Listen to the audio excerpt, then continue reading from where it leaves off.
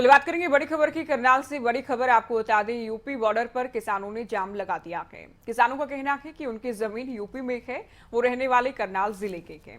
ऐसे में उन्हें करनाल अनाज मंडी में एंट्री नहीं मिल रही। किसानों का कहना है कि वो रहने वाले करनाल के हैं और उनकी जमीन यूपी में है, जो कि पहले भी आपको बताया। ऐसे में वो अपनी धान को करनाल में नहीं तो कहां पर बेचेंगे। उन्होंने कहा कि यूपी हरियाणा सरकार से उनकी इस समस्या का समाधान निकालने की मांग है, कि समाधान निकाला जाए। तो करनाल से मामला सामने आया है। मामला आप समझ गए होंगे कि रहने वाले करनाल के हैं जमीन, लेकिन यूपी में है और अब मंडी में धान की फसल नहीं बेच पा रही, एंट्री नहीं मिल रही। तो सरकार से ये अपील और मांग की गई है कि कोई समाधान निकाला जाए इस बात का। क्या कुछ कहना है, चलिए सुनवाते हैं आपको। बहुत बार जाम कर लिया, 3-4 बार जाम कर लिया। थोड़ा बहुत हल करते हैं। अभी हरियाणा का पोर्टल दिखाओ जाओ। जब हमारे यूपी का पोर्टल किए हैं, जब हमारी धान नहीं जाने दे रहे, तो पोर्टल क्यों किए इन्होंने? ठीक है सर, 25 साल में जब से बीजेपी की सरकार आई है तब से ये काम हो रहा है पोर्टल का। उससे पहले भी जा रहे थे।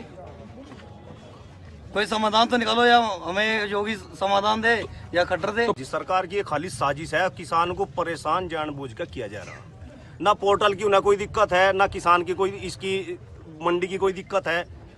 जानबूझकर परेशान कर रहे हैं। यहाँ का भी तो 1000 रुपये तार लाइन किसानों को पता है। रोजाना का ये ड्रामा हो रहा। ये किसान रात के पड़े, यहाँ किसान ऊपर से बारिश नीचे से खराब होया पड़ा सारा। अच्छा, ये पुलिस अपना 10 रुपये ले अपना वो करता है। खाली किसान को परेशान करने की योजना है। तो एक रिक्वेस्ट करते हैं, जहाँ तो हमें अपने राज्य में बेचने दिया जाए, जहाँ मोदी अपना भाषण वापस ले ले कि कहीं किसान वे अपना अनाज बेच सकता है, ये अपना भाषण वापस ले ले, हम अपने राज्य में बेच। तो आप कहाँ से कहाँ जा रहे हैं? हम करनाल मंडी में जा रहे हैं जी। कितने सालों से बेच रहे हैं? हम 20-25 साल से बेच रहे हैं। तो पोर्टल पे रजिस्टर्ड कराया? हाँ जी, करवा रखा है इन्होंने। जहाँ तो हमारा पोर्टल ही बंद कर देते। तो क्यों मना कर रहे हैं? अब ये कह रहे हैं, अब रात के टाइम भी सवेर के टाइम भी ये ट्रक वाले जा रहे हैं, कहते हैं ये इसमें लोया भरा हुआ है, कोई कहता है कुछ भरा है। अब हम अंधे तो नहीं है, इसमें अनाज भरा हुआ है। अब किसानों की ट्रॉली रोक रखी है और कुछ नहीं है, सब जा रहा है। तो किसानों की ट्रॉली रोक दी गई है, आगे एंट्री नहीं मिल पा रही और पिछले काफी सालों से तो यहीं पर बेचते आए हैं, लेकिन अब सरकार पर ही निशाना साधा गया कि इसी सरकार में दिक्कत है या रोका जा रहा है। हिमांशु नारंग हमारे संवाददाता फोन लाइन पर है। हिमांशु, क्या परेशानी है इन किसानों की और नियम क्या है फसलें बेचे जाने का, कि जहां का नागरिक है, जिस शहर या जिले का, जिस राज्य का, या फिर जहां पर जमीन है, जिस जमीन पर फसल उगाई है, उसके हिसाब से तय किया जाता है? ज्योति, इसमें एक बात बिल्कुल साफ है। ऐसा नहीं होता है कि यूपी का किसान आकर करनाल अनाज मंडी में अपनी धान नहीं बेच सकता है। और जब शुरुआत के दिन थे तब यूपी की जो धान है वो करनाल अनाज मंडी में आई भी है, उन्हें गेट पास मिले भी हैं। लेकिन अब क्या होता है, जैसे जैसे धान का सीजन आगे बढ़ता है, ट्रैक्टर ट्रॉलियों की जो संख्या है वो काफी ज्यादा हो जाती है। वहां पर जाम लगना शुरू हो जाता है, भीड़ भाड़ काफी ज्यादा हो जाती है। ऐसे में जो करनाल प्रशासन है या सरकार है वो ये आदेश देती है कि पहले हम करनाल अनाज मंडी के अंदर उन किसानों का धान खरीदेंगे जिनकी जमीन करनाल जिले में आती है। हालांकि ये किसान भी वो है जो करनाल के रहने वाले हैं, लेकिन उन्होंने अपनी जो जमीन है वो यूपी में खरीदी हुई है। परेशानी उनकी भी जायज है, क्योंकि डर बना रहता है कि कब बारिश ना हो जाए, और बारिश हो जाएगी तो फिर धान खराब हो जाएगा।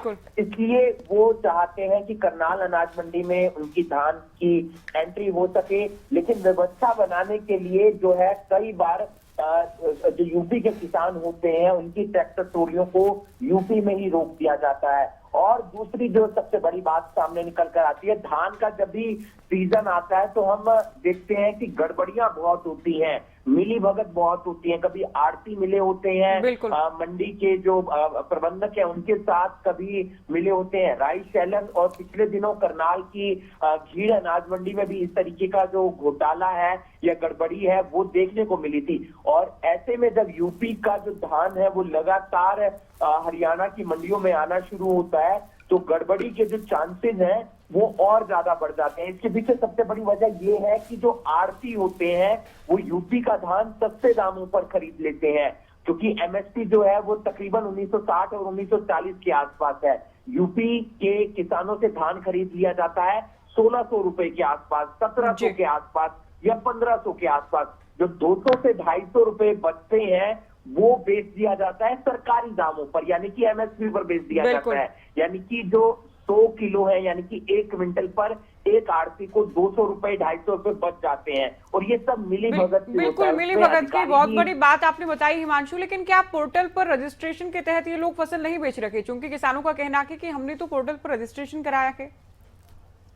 देखिए, पोर्टल पर रजिस्ट्रेशन हुआ है, लेकिन ये यहाँ पर सबसे बड़ी बात सामने निकल कर आ रही है कि सरकार ने फिलहाल कह दिया है कि 3 से 4 दिन हम जो धान खरीदेंगे या मंडी में जो धान एंटर होगा वो करनाल जिले की जमीनों का होगा। यानी कि करनाल जिले के आसपास की जो जमीनें हैं, गांव की जमीनें हैं, वो किसान आकर अपनी अनाज मंडी में फसल बेच सकते हैं। फिलहाल यूपी के किसानों को रोक दिया गया है जिनकी जमीन यूपी के अंदर है। तो 4 से 5 दिन के बाद उनका करनाल अनाज मंडी में धान आना शुरू भी हो जाएगा। लेकिन ये जो 3 से 4 दिन होते हैं या 4 से 5 दिन की जो समस्या होती है, उसमें किसानों को ज्यादा परेशानी का सामना करना पड़ता है, क्योंकि यूपी से उनकी फसल एंट्री बिल्कुल, होने हिमांशु। नहीं दी जाती है, क्योंकि जाम की समस्या रहती है। और वहां पर जब किसान धरने पर बैठ जाते हैं या जाम लगा देते हैं तो फिर उससे आम आदमी भी परेशान होता हुआ नजर आता है। हिमांशु, क्या ये हर साल की कहानी है? क्योंकि किसानों का कहना है कि वो तो हर बार पहुंचते हैं और हर बार समय से अपने धान को बेचते हैं, केवल इस बार ये हुआ है? देखिए, पिछले 2-3 सालों से तो मैं भी देख रहा हूं कि इस तरीके की परेशानी होती है। लास्ट समय में भी, यानी कि जो आखिरी सीजन था धान का, उसमें भी हम गए थे यूपी बॉर्डर पर और इस तरीके की समस्या देखने को मिली थी। जब गेहूं का सीजन आता है तब भी इस तरीके की समस्या देखने को मिलती है। यानी कि 4-5 दिन ऐसे होते हैं हर सीजन के अंदर जिसमें यूपी बॉर्डर पर जाम लग जाता है, किसान वहां पर धरने पर बैठ जाते हैं, क्योंकि करनाल अनाज मंडी के अंदर जहां पर गेट पास मिलना होता है किसानों को, वहां पर एंट्री नहीं मिल रही होती है। उसके पीछे तमाम कारण होते हैं। सबसे बड़ा कारण जो होता है वो ये रहता है क्योंकि ट्रोलियों की संख्या काफी ज्यादा होती है और सबसे पहले करनाल अनाज मंडी के अंदर उन्हीं किसानों की एंट्री होती है जिनकी जमीन करनाल के अंदर है। दूसरा जो सबसे बड़ा कारण होता है वो गड़बड़ी का कारण होता है। तो पिछले 2-3 सालों से तो ऐसी ही गतिविधि देखने को मिल रही है। बिल्कुल। कब उसमें सुधार होता है, कब उसमें पारदर्शिता आती है, ये देखने वाली बात बिल्कुल, ये देखने वाली बात होगी। हिमांशु, बहुत शुक्रिया, ये पूरी जानकारी आपने विस्तार से दी। करनाल से बड़ी खबर आपको बताई। किसान, यूपी के किसान जाम लगाकर बैठे हैं। कहना है कि अपनी फसल उन्हें बेचनी है, लेकिन परेशानी ये है कि उनकी फसल नहीं खरीदी जा रही या फिर उनको रोका जा रहा है। जमीन है यूपी में, रहने वाले करनाल की है, चूंकि जमीन यूपी में खरीदी है। अब सरकार की भी बात ठीक है कि जो लोग करनाल में जिनकी जमीन है उनकी प्राथमिकता के आधार पर पहले फसल खरीदी जाएगी, उसके बाद यूपी का नंबर आएगा। ऐसे में किसानों की ओर से जाम लगाया गया है। क्या कुछ हल होता है या फिर इनको इंतजार करना होगा, ये भी अपने आप में देखने वाली बात होगी।